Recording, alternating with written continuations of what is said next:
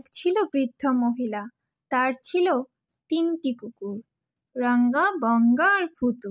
মহিলা চিন্তা করলো সে তার নাতনির বাড়ি যাবে, তাই সে রাঙ্গা, বঙ্গা ও ভুতুকে ডাকলেন। এই শোন রাঙ্গা, বঙ্গা, ভুতু, আমি আমার নাতনির বাড়ি যাচ্ছি, তোরা আমার বাড়ি পাহারা দে। অনেক দিন হয়ে গেছে নাতনিকে দেখি না, তোরা আমার বাড়ি ভালো করে দেখাশোনা করিস। আমি যাই, আমার নাতনিটাকে দেখে আসি। আপনি নিশ্চিন্তে যান মালিক, আমরা আপনার বাড়ি দেখে শুনে রাখবো। বুড়ি টুকটুক করে হাঁটতে হাঁটতে নাতনির বাড়ির দিকে রওনা হলো।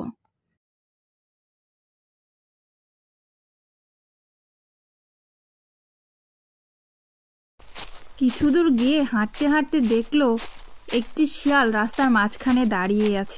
সে শিয়ালকে দেখে একটু ভয় পেয়ে গেল, কিন্তু সে সাহস হারালো না। সে সামনের দিকে এগিয়ে গেল। শিয়াল বুড়িকে বলল, এই বুড়ি, আমি তোকে খাবো, আমার খুব খিদে পেয়েছে, আমি তোকে খাবো। বুড়ি খুব চিন্তায় পড়ে গেল এবং একটু বুদ্ধি করে বলল, না, আমাকে এখন খেও না, আমার গায়ে কতটুকুই বা মাংস আছে, আমি নাতনির বাড়ি গিয়ে একটু মোটা হয়ে আসি, তারপর না হয় আমাকে খেও। শিয়াল বুড়িকে বলল, ঠিক আছে, তবে তাই হবে, তুমি না হয় নাতনির বাড়ি যাও, যে একটু মোটা তাজা হয়ে এসো, তারপর আমি তোমাকে খাবো, মজা করে খাবো। বুড়ি এভাবেই সামনের দিকে এগিয়ে চলল। হাঁটতে হাঁটতে বুড়ি একসময় তেপান্তরের মাঠে এসে পড়ল। একটু দূর যেতে না যেতেই হঠাৎ বুড়ি আবার বাঘের সামনে পড়ল। এবার বুড়ি কি করবে? এখন তো তার আর কোনো বাঁচার উপায় নেই, বাঘ তো তাকে খাবেই। বুড়ি বাঘকে দেখে দাঁড়িয়ে পড়ল এবং ভাবছে সে এখন কি করবে। নির্ভয়ে বাঘের দিকে এগিয়ে গেল। বাঘটি বুড়িকে দেখে বলল, হ্যালো, এই বুড়ি, আমি তোকে খাবো, আমার অনেক খিদে পেয়েছে, আমি তোকে খেয়ে আমার খিদে মেটাবো। বুড়ি মনে মনে ভাবছে এ তো মহা মুশকিল, এখন সে কি করবে। সে নির্ভয়ে বাঘকে একই কথা বলল। বাঘ বুড়িকে দেখে একটু ভেবে বলল, না, বুড়ি তো মিথ্যা কথা বলছে না। ঠিক আছে বুড়ি, তুমি নাতনির বাড়ি যাও, যে একটু খেয়ে দিয়ে মোটা তাজা হয়ে আসো, তবে এই পথ দিয়ে তোমাকে কিন্তু আসতে হবে। Hello hello. বাঘও বুড়িকে ছেড়ে দিলেন। বুড়ি আস্তে আস্তে হাঁটতে হাঁটতে তার নাতনির বাড়ি একটা সময় পৌঁছে গেল।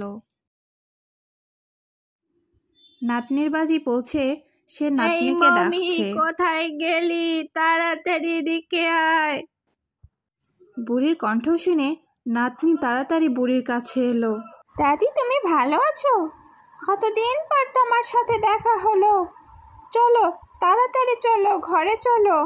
আর বলিস না দিদি ভাই, আর হয়তো তোর সাথে কোনোদিনই দেখা হতো না। রাস্তায় বাঘ আর শিয়াল তো আমাকে প্রায় খেয়েই ফেলেছিল। চল ভেতরে চল, সব তোকে বলছি। বুড়ি ঘরে এসে তার নাতনিকে সব ঘটনা খুলে বলল। বুড়ির নাতনি বুড়িকে নির্ভয়ে থাকতে বলল। এদিকে তো বুড়ি মহা আনন্দে আছে, ভালো মন্দ খায় দায় আর ঘুমায়, এটাই হলো তার কাজ। এবং নাতনির সাথে বসে সারাদিন সে গল্প করে। এভাবে দেখতে দেখতে অনেক দিন পার হয়ে গেল। বুড়ির বাড়ি যাওয়ার সময় হয়ে এলো। বুড়ি তার নাতনিকে ডেকে বলল, দিদি ভাই, আজ তো আমি চলে যাব, কিন্তু রাস্তার মধ্যে বাঘ আর শিয়াল তো আমাকে খেয়ে ফেলবে, আমি কিভাবে বাড়ি যাব? নাতনি বলল, আরে ঠাম্মা, তুমি চিন্তা করো না, আমি সব ব্যবস্থা করে ফেলছি এক্ষুনি, একটু দাঁড়াও। এই বলে বুড়ির নাতনি একটু বাহিরে গেল। সে তার সাথে করে একটা মস্ত বড় মিষ্টি কুমড়া নিয়ে আসলো।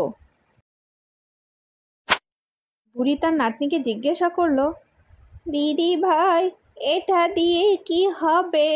বুড়ির নাতনি বুড়িকে সেই মস্ত বড় মিষ্টি কুমড়ার ভেতরে ঢুকিয়ে দিল। সঙ্গে করে কিছু চিড়ে আর গুড় দিয়ে দিল। বুড়িকে সেই মিষ্টি কুমড়ার ভেতরে ঢুকানোর পরে বুড়ির নাতনি বুড়িকে নিয়ে বাহিরে গেল। এরপর মিষ্টি কুমড়া বাহিরে এনে বুড়ির নাতনি সেই মিষ্টি কুমড়াকে জোরে একটা ধাক্কা মারল। তখন মিষ্টি কুমড়াটি গড়গড় করতে করতে ঘুরিয়ে গেল। এদিকে তো বাঘ সেই বুড়ির জন্য রাস্তা অপেক্ষা করছে। অনেক দিন তো হলো, বুড়ি এখনো আসছে না কেন? এটা আবার কি? বাঘ আগে পিছে না ভেবেই লাউয়ের উপর একটা দিল লাথ। লাউ গড়গড় করতে গড়িয়ে চলল।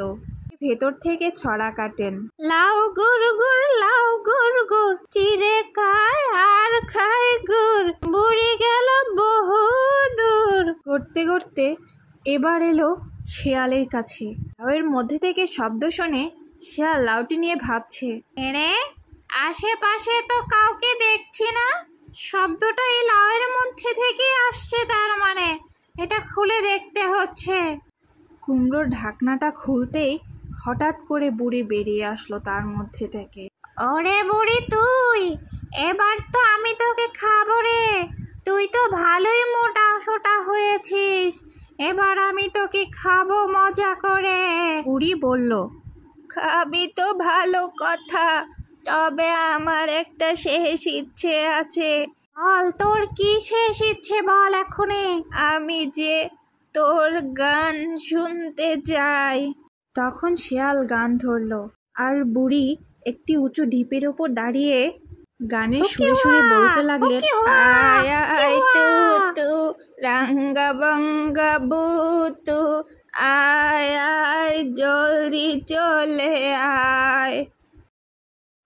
নিমেষে ছুটে এলো বুড়ির 3টি কুকুর, রাঙ্গা বঙ্গা আর ভুতু। একটা কামড় দিল শিয়ালের কানে, একটা কামড় দিল শিয়ালের ঘাড়ে, আর একটা কামড় দিল শিয়ালের পায়ে। শিয়াল তখন নাস্তানাবুদ, মর্মর দশা, কেঁদে মা কেন্দে বাঁচি। বুড়ি মহা আনন্দে চললেন তার বাড়ির দিকে। সঙ্গে ছিল রাঙ্গা বঙ্গা আর ভুতু।